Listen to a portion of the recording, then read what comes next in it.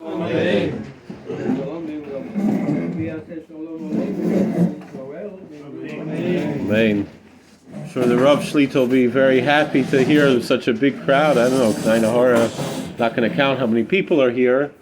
So to add to his simcha, I was there at the chasna, but I rushed back just to make sure that everything was good. So I'll bring back a good report to the Rav. It'll give him a lot of nachas, Baruch Hashem. And we wish him all, of course, a mazel tov. Parshas Reeh first has the parsha of the Navi Sheker, and afterwards we learn about the laws of kashrus and the Yomim Tovim. Laws of kashrus, of course, we know that the Sefer Devarim, in English they call Deuteronomy, which means Mishnah Torah, the repetition of the Torah, because it repeats things that you have in other places, although slightly different. So, for example, in Parshas Shemini, we also have the list of the animals that are kosher and the simonim of the kosher animals, and the list of the non-kosher birds, and it's repeated, not exactly verbatim, but for the most part repeated here in Parshas Reeh. And over there in Parshas Shemini, it has an interesting lashon that it says there. It says, "Vaydaber Hashem al Moshe v'al Aharon leimor aleihem." Daber b'nei Yisrael leimor aleihem. Speak to that Hashem spoke to Moses and to Aaron and said, "Speak to the children of Israel in order to say to them." So the Kedushas Levi, he explains that why does it say leimor aleihem? That the koyach of nevuah comes through keeping kashrus. Why? Because in the there's a medrash about Moshe Rabbeinu that when he was a baby he would only be yonik from Ivria, was his own mother, and not from a Mitzriya, not from an Egyptian woman. And the Chazal say Pesha Osid Ladaber Shechina B'Teich Groinoi and Yochel Lechel Davar Tameh. That is, that the same mouth and throat that's going to prophesy cannot and speak the word of Hashem could not be yonik from Tumah.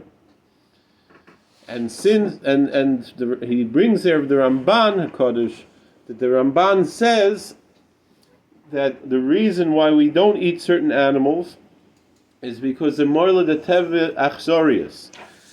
There's a saying in English, "You are what you eat," which incidentally I remember a friend of mine, he pointed out that in the Tanya it says a person should feel like Shirayim. He should feel so nidrig, in such anova, he should feel like he's useless, like just leftovers. So this friend of mine said maybe that's why people go to the tish and they chap Shirayim, because you are what you eat, that you can become that. But sof kol sof, we're not eating lions and tigers and bears that attack people. We eat, what do we eat? We eat a cow, a sheep, a chicken. These are very nice animals, sweet animals. The one bird that my son was asking me, can we eat pigeons? I said, our neighbor Rabbi Franklin, he shechs pigeons, he can eat it.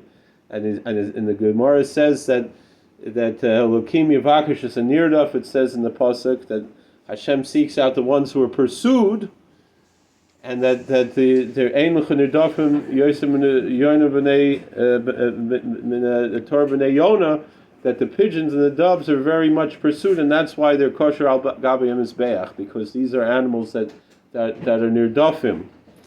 But sof kol sof, so the Ramban says that we don't eat these animals because it engenders this negative nature within us, and so the other way around, we eat these positive animals that have positive character traits, so we should ingest and imbue those and emulate those character traits within ourselves.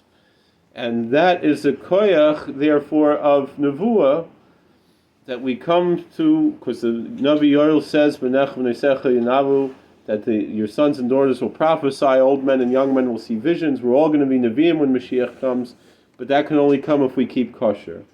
So I said, and perhaps that's the kesher to that's why that comes after the story of the Navi Sheker, because Nevi'ei Emes have to only eat kosher, and so that could be the kesher that we have here in Parshas Reeh. But sof kol sof, I myself I didn't always grow up keeping kosher. I'm only who I am now because of this bis medrash. And so that's why you're doing such a big mitzvah, that you're supporting this bis medrash. And I'm not the only one here that our lives were strongly affected. And it's not only people who weren't always Shomer Torah mitzvahs. I know plenty of people who their whole lives were Shomer Torah mitzvahs, Ehrlich Charedish Eden. Their lives also made better by this bis medrash, and our very choshev Rav Shlita. He should be Admei of Esrim. He should continue to fear this bis medrash, bias goyel tzedek. But sof kol sof, a guy like me, I used to eat in McDonald's, and all of you who kept kosher your whole lives, most of you, you're going to be prophets, and I'm going to have to sit in the back, and I'm not going to be able to enjoy the gift of prophecy of nevuah that you all are going to have. So I found in the Choma that by Shalosh Shudas it's brought down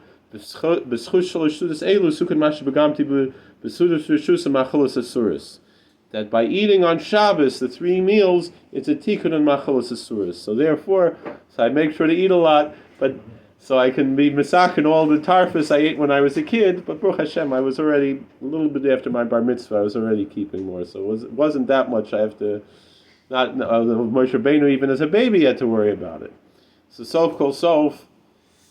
That means that the koyach of eating on Shabbos, of Oinik Shabbos, we're making an investment in that future time, because nobody knows. Sometimes you eat something with a good hechsher and something could be messed up. You still need to make a tikkun on something. We can make that tikkun in the koyach of Echil on Shabbos.